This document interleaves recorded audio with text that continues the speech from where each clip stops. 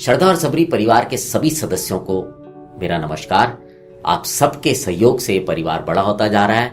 आप लोगों का बहुत बहुत धन्यवाद। आप इन कार्यक्रमों को अपने मित्रों के साथ, साईं भक्तों के साथ और परिवारजनों के साथ साझा करते हैं। और अगर अभी तक आप इस परिवार के, श्रद्धा सबरी परिवार के सदस्य नहीं बने हैं तो आपसे निवेदन करूंगा कि इसके सदस्य बने, चैनल को सब्सक्राइब करें।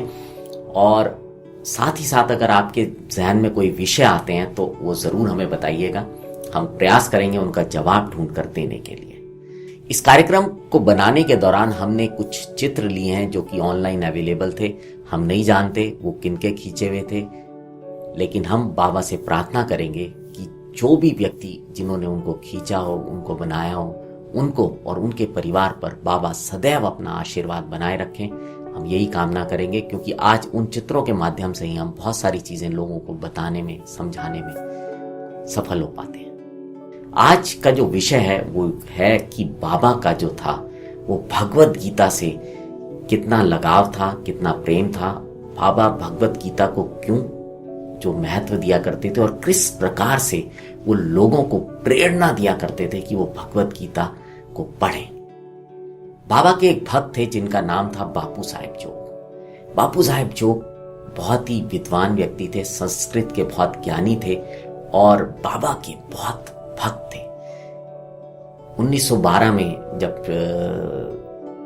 मेघा का देहांत हुआ था, उसके बाद से बाबा की सेवा का काम, बाबा की आरती करने का काम बापू साहेब जोग किया करते थे जब तक बाबा रहे वहां पर शिरडी में। उनके इसी ज्ञान की वजह से बाबा जो था उनको हमेशा प्रोत्साहित करते रहते थे कि वो भगवत गीता, जो कि ज्ञानेश्वरी है, जो संत ध्यानेश्वर द्वारा लिखी गई भगवत गीता पर एक टीका है, उसको पढ़ने के लिए और साथ साथ एक नाथी भागवत को भी पढ़ने के लिए। और बाबा से इजाजत लेने के बाद बापू साहेब जो रोज साठेवाड़ा में इसका पाठ किया करते थे।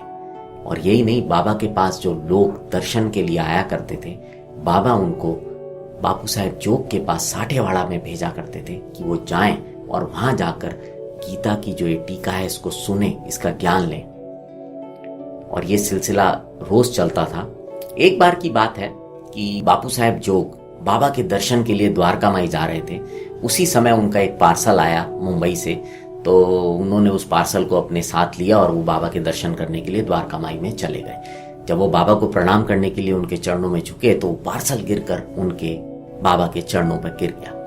बाबा ने उसको उठाया और उसको देखा, और उसको देखने के बाद उन्होंने बापू साहेब जोग को बोला कि इस पुस्तक को तुम ध्यान से पढ़ना, इसका अध्ययन करना, ये तुम्हें जीवन में आगे, बहुत आगे ले जाएगी। और वो जो पुस्तक थी लोकमान्य तिलक द्वारा लिखी गई गीता भाष्य की एक प्रति थी।